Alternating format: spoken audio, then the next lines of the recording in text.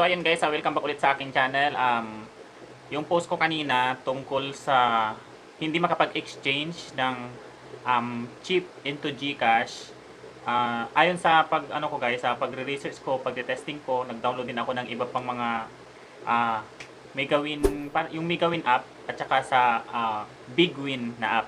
So parang iisang system lang po yun, and then isa lang din yung may-ari, yung admin.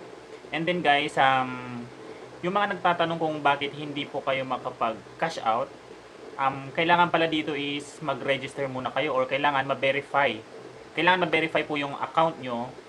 At ang kailangan para ma-verify yung account nyo is bibili po kayo ng 100k na chip worth of 10 pesos na GCash. Kailangan guys, meron kayong sariling GCash number.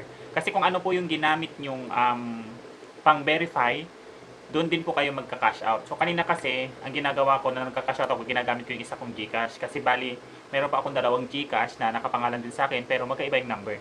So sinubukan ko siya doon sa 0939 na GCash number ko and doon po pumasok. So successful, na-receive ko naman yung payout na 450 pesos. So mga 5 minutes, ayun, pumasok na po siya. So ganoon lang ang kailangan yung gawin guys. Okay? And then ipapakita ko sa inyo yung video na yun nga po, na-credit sa akin. At ang mismong nag-credit sa akin is yung admin.